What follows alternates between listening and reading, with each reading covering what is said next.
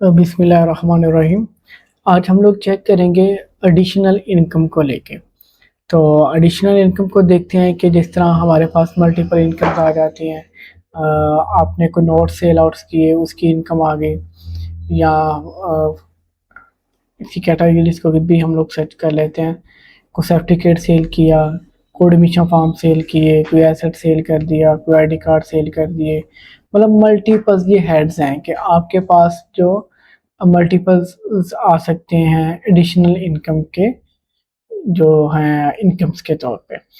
तो आपको, आपके पास फॉर एग्जांपल कंटीन्स का रेंट आउट आ गया आपके पास, तो वो आप किस तरह ऐड करेंगे। जैसे फॉर एग्जांपल मेरे पास एक इनकम आती है, किस कैंपस की ये आ गया, अब किसमें से कौन सी कैटेगरी है, तो मैं यहाँ पे कैटेगरी में कंटीन लिखूंगा, तो ये कंटीन इनकम आ गया। ठीक है। अब कंटीन इनकम में अगर हमने को फूड वगैरह सेल किया तो वो भी हम लोग सेलेक्ट कर सकते हैं। तो इसमें आप खुद भी अपनी रिक्वायरमेंट के हिसाब से कैटेगरी और सब कैटेगरीज भी ऐड कर सकते हैं एज अ जो है एडिशनल इनकम को लेके। तो हम लोग पहले ऐसा करते हैं कि कैटेगरी और सब कैटेगरी को चेक करते हैं। हम लोग इनकम कैटेगरीज में आते हैं, तो यहाँ पे ऐड न्यू कैटेगरी, यहाँ पे आप अपनी जो है अपने मुताबिक कोई भी कैटेगरी सब कैटेगरीज ऐड कर सकते हैं, या किसी भी को भी आप एडिट करना चाहें तो यहाँ से उसको एडिट भी कर सकते हैं। ठीक है।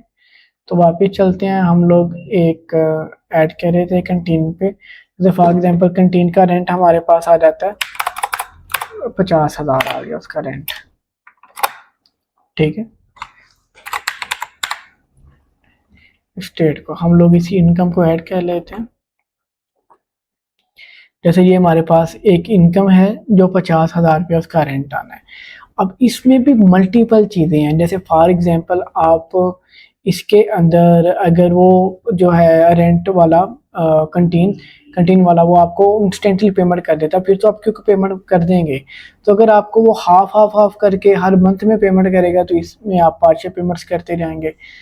तो सबसे पहले तो हम लोग इसे अप्रूव करते हैं। अप्रूव पे क्लिक किया, approve of partial payment. For example अगर उसने पार्शियल पेमेंट करनी है हमें, तो वो बता रहा है कि ड्यू अमाउंट हमारे पास 50,000 है, तो पार्शियल पेमेंट हमें वो 20,000 रुपया दे रहा है, बाकी वो कह रहा है मैं बाद में दूंगा।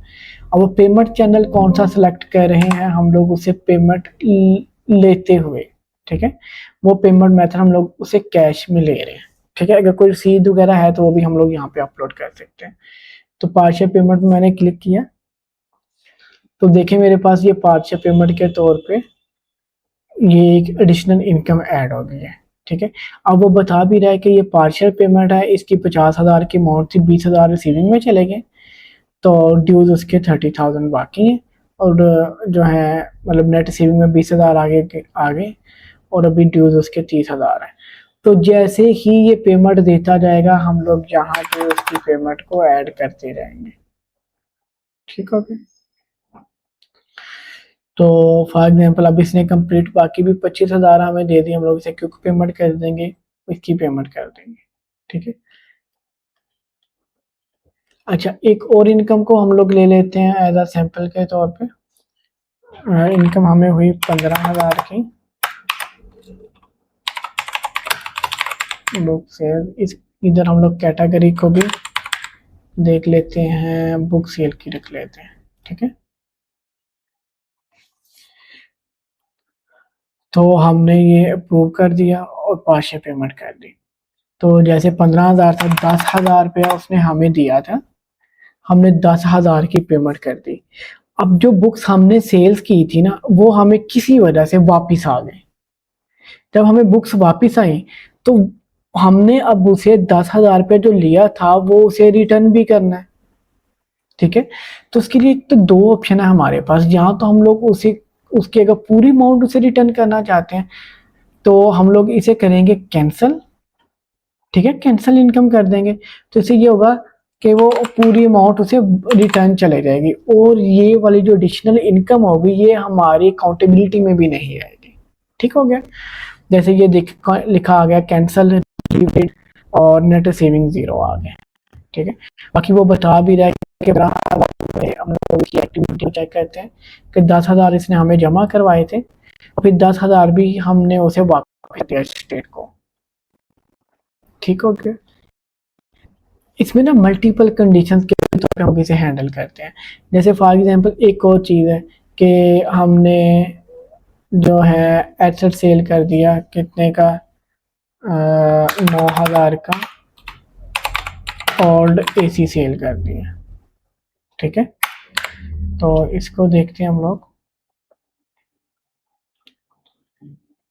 इसको पहले तो हम लोग अप्रूव करके इसकी पार्शियल पेमेंट कर देते हैं। जैसे फॉर एग्जांपल वो हमें 4,000 रुपया दे गया जिसने हमारा एसी लिया, वो हमें 4 उसने दे दिया। अब ये हुआ कि वो कहता है कि मैं अब मजीद पैसे नहीं इसके दूंगा। ठीक है, वो कहता है मैं इसके मजीद पैसे नहीं दूंगा, मैंने ये 4,000 में रखना है। तो एक तो ये है कि हम लोग उसे अगर वापस रख लेंगे तो हम तो फिर इसे कैंसिल कर देंगे। अगर हम लोग कहते हैं इट्स ओके कि हमारी जो 4,000 की इनकम हुई थी वो अब 4,000 ही है, तो उसका सोल्यूशन ये होगा कि हम लोग इसको रिवाइज अप्रूव्ड अमाउंट पे कर देंगे। जैसे हमने 4,000 उससे रिसीव किया था, ड्यू अमाउंट भी 5,000 पड़ा हुआ था, तो यहाँ पे अगर हम लोग 4,000 ही कर देंगे तो आप देखिएगा कि ये हमारी जो इनकम है वो 9,000 से 4,000 पे आ गई और नेट रिसीविंग भी हमारे पास 4,000 पे चले गए और ड्यूज अब इसके ज़ीरो हैं। ठीक है, और आप ये भी गौर कीजिएगा कि ये एक एक क्लिक की, एक एक ट्रांजैक्शन की हिस्ट्री भी आपके पास बनाता जा रहा है।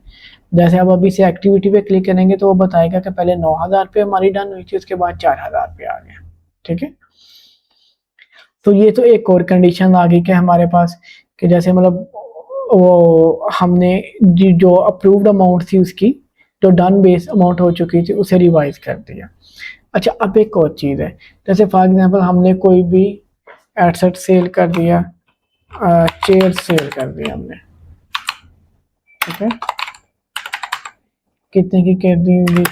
30,000 की हमने चेयर सेल कर दी। अब जब हमने चेयर सेल की, एक तो ये चीज़ कि फॉर एग्जांपल वो हमें में 30,000 में से 20,000 दे गया, हमने उसे 20,000 की पार्शियल पेमेंट में रिसीविंग कर ली, और अब वो हमें आके ये कह रहा है कि जो 20,000 रुपया मैंने आपको दिया था, मैं ये चेयर्स 15,000 में रखूँगा क्योंकि वो टूटी निकल आई या कोई भी उसमें इशू निकल आया, आप जो है मुझे 5,000 रुपये वापस करें। और हम लोग भी इस बात पे इत्तेफाक करते हैं कि हाँ बिल्कुल ठीक है कि चेयर्स में मसला निकल आया तो आप 15,000 रुपये ही हमें दे दें, बाकी जो हम आपका 5,000 हमारी तरफ से पहले आ चुका है हम वो भी आपको रिटर्न के लिए रेडी हैं। तो उसमें आप देखें कि जैसे ये 30,000 था तो मतलब हमारे पास 20,000 की रिसीविंग, 10,000 की रिसीविंग आई, 20,000 की रिसीविंग आई थी, 10,000 बाकी था, ऐसे ही था। तो हम लोग इसको अब रिफंड अमाउंट कहते हैं। कितना अमाउंट करते हैं? 5,000 का इसे रिफंड कर देते हैं। अब देखिएगा कि हमने उसे रिफंड कर दिया 5,000 का और नेट रिसीविंग हमारी 15,000 आ गई। ठीक है, और अब हमें मजीद उधर से अमाउंट भी कुछ नहीं आ रही, तो हम लोग इसको भी 15,000 कर देते हैं क्योंकि अब हमारी नेट इनकम भी 15,000 है जिसमें से 15 का 15,000 ही हमें आ गया। ठीक है, 20,000 में से 5,000 उसने हमसे रिटर्न भी लिया था, ये भी एक हिस्ट्री उसकी बन गई।